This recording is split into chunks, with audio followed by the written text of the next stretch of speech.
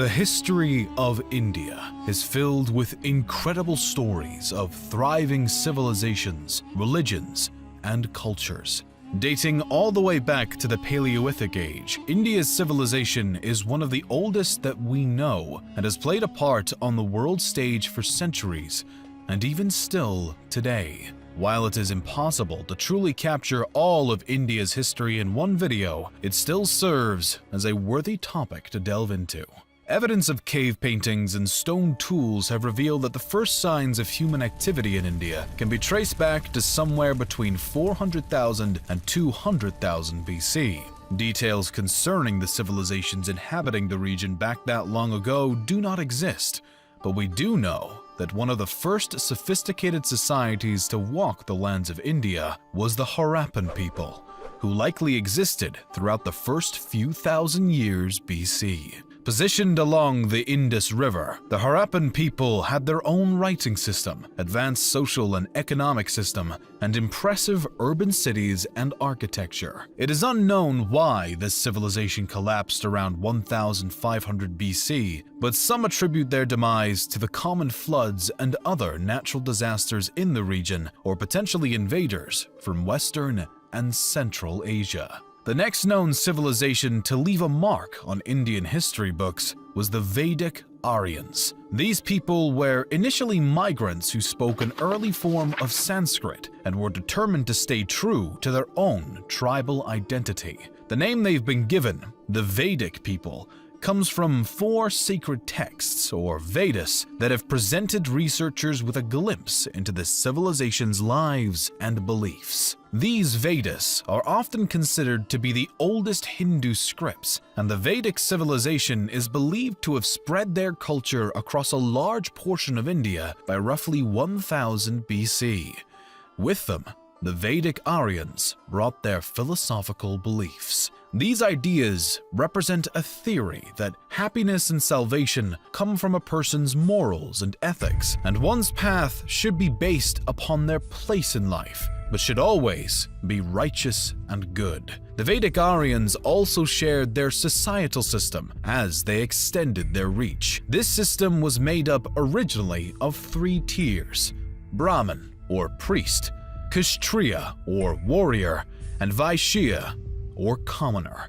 The Aryans continued to spread their tribal settlements across India throughout the following centuries as their own civilization grew and flourished in both culture and trade. A series of 16 individual settlements or states spanned across northern India, including the Gandhara, Kosala, Kuru, and the Magadha. The latter particularly flourished under the rule of Chandragupta Maurya during the 4th century BC as it began to expand, and its leader grew his own authority and worked to form the Mauryan Empire, which is believed to be the first Indian imperial power. The Mauryan Empire established its capital in Pataliputra near modern-day Patna and constructed extraordinary temples, libraries, palaces, and even a university. The empire's trade success was impressive, and it maintained a remarkable governmental system and strong army. By the time of the 3rd emperor, the grandson of Chandragupta, a stance of non-violence was taken after a bloody struggle against the kingdom of Kalinga due to the emperor's new Buddhist beliefs. Siddhartha Gautama, the Buddha, had been born in 560 BC, and by the reign of Emperor Ashoka, the religious system he had founded was becoming more and more prevalent throughout India. Potentially due to their unwillingness to participate in conflict though, the Mauryan Empire eventually dissolved in the 2nd century BC after the last line of the Maurya line, Brihadratha, was murdered by his commander-in-chief, who would later found the Shunga dynasty in 185 BC.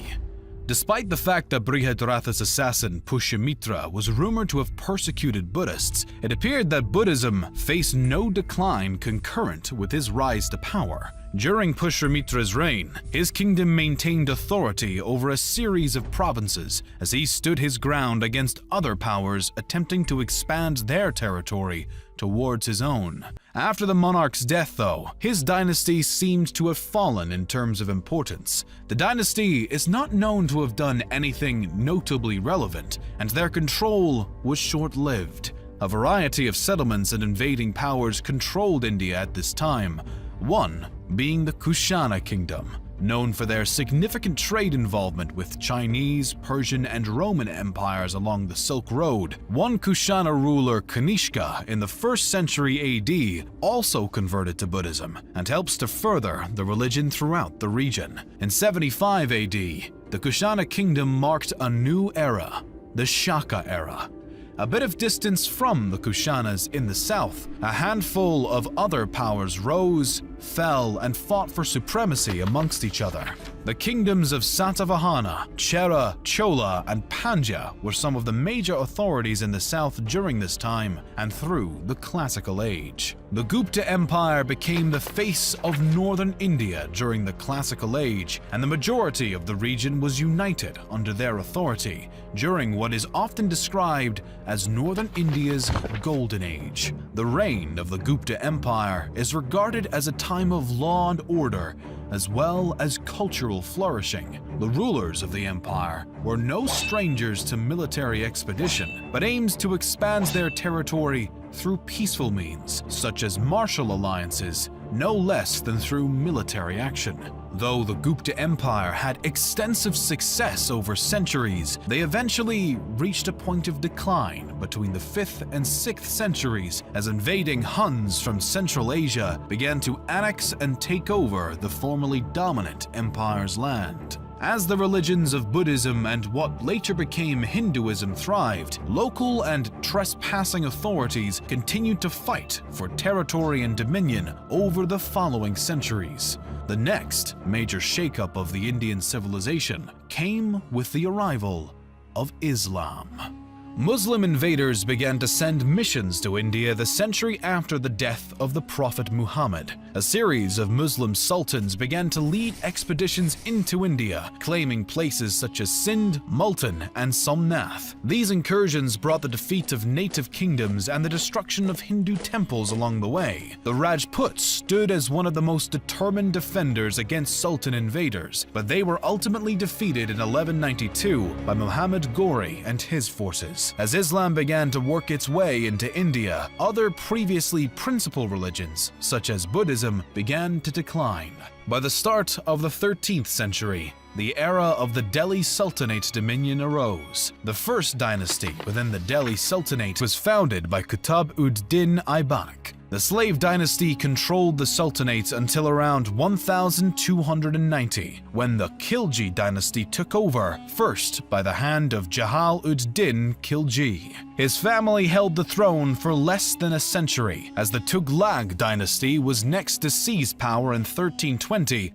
The Tughlaq dynasty technically retained power until 1412, but matters were complicated by the incursion led by Timur in 1398 into Delhi. As the Tughlaq dynasty weakened, the Sayyid dynasty replaced them starting in 1414. The Sayyids lasted for roughly 37 years, but the last ruler's reign was stained by rebellion and discord as the dynasty fell from grace. Yet another dynastic authority took the open throne, this time being the Lodi dynasty. The new dynasty lasted until the death of the then current ruler, Ibrahim Khan Lodi, who was killed in battle at Panipat by the army of Kabul's leader Babur in 1526. Ibrahim's death brought about the final end of the Delhi Sultanate as a whole.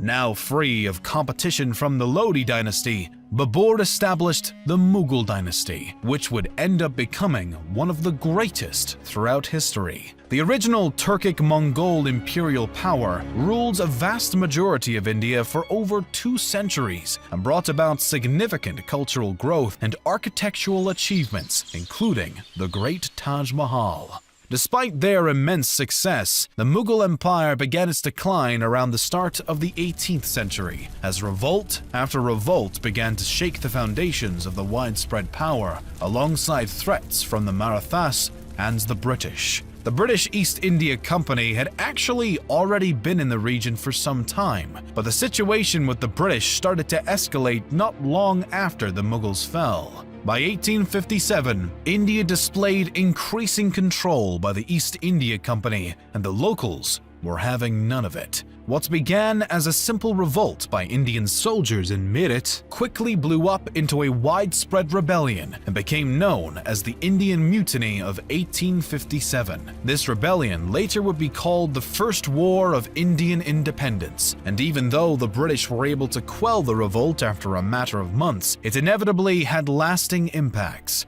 In response to the mutiny, on November 1, 1858, Britain's Queen Victoria declared that India would be ruled in the name of the British Crown from that point on. Locals maintained their disapproval and anger at the British supremacy over their land, and nationalist sentiments and movements were far from extinguished. The next major move towards independence came when Mahatma Gandhi and the Indian National Congress decided to withdraw all cooperation with the British government, beginning the non-cooperation movement following the end of World War I. When this strategy did not bring the wanted results, Gandhi adopted a new technique in the form of the civil disobedience movement in December of 1929.